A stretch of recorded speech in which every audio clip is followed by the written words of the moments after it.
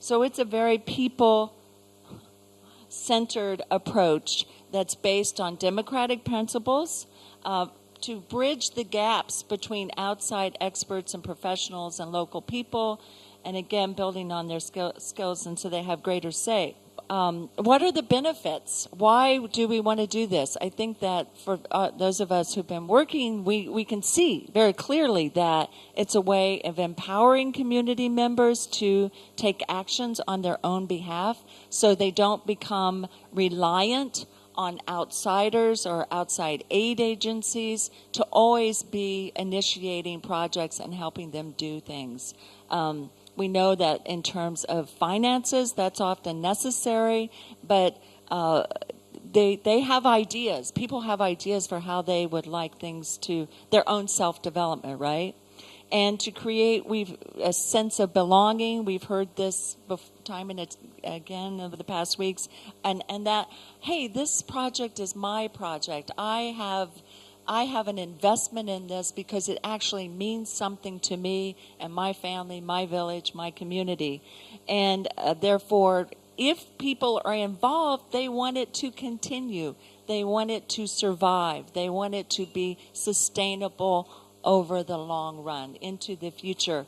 And also, it can just be more cost effective. It can be cheaper than hiring international experts. For those of you who make budgets for projects, you know how much you have to pay those foreign consultants. It's a lot. And so if you can just have local people doing the work, you don't have to pay those consultants from the Ford Foundation and UNESCO and every place else. It's above all a collaborative process. Collaboration just means working together and being committed to this sharing of power. And that's what's really hard, right? Sharing power and authority in how decisions will be made, in setting priorities, and whose interests are really going to be served here.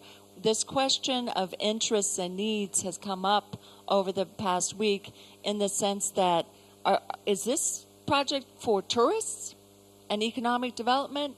Or is this project for social welfare? Is this project for cultural heritage preservation? Well, all of the above. But is there some priority here that we want to make? Who decides? Who makes those decisions? And ideally, participation should be involved in all aspects of a project. And from the thinking, coming up with the idea, the conceptualization, to the planning, the implementation, and evaluation. But this does not always happen, right? But it's not too late if you don't do it from the very beginning. You can come in at different points.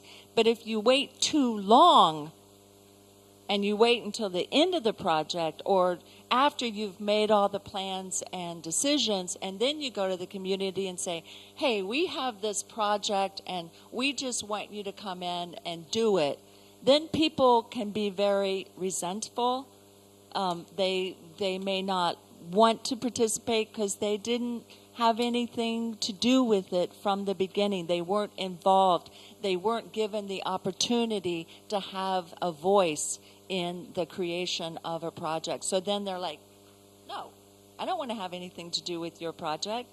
So it's very important that you try as early as you can to make participation part of the work as soon as possible.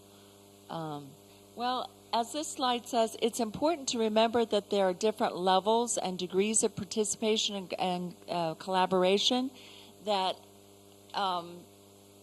we can go from very top-down to eventually more bottom-up, or collaboration, meaning that to what degree are the community members involved, and at what levels of trust can be achieved through the sharing of authority, power, resources, and opportunities for capacity building. So there are lots of different kinds of participation and levels and degrees. And there in the literature we have all kinds of examples or models of participation. Here we have one from Samuel Paul And he talks about information sharing, consultation, decision-making, initiating actions. Information sharing is the kind of lowest level that you go in, like I just said, and tell the community members, hey, we've got this project and we're sharing the information about it, but we're really going to do it and we just want you to accept it as it is. That's the lowest level. And then you get to the highest level where you have local people actually taking actions on their own behalf. So that's one model. And then it's become very popular in all kinds of community development work, in business, as well as the museum world, to talk about collaboration continuum. A continuum is just a line, right, from one point to another.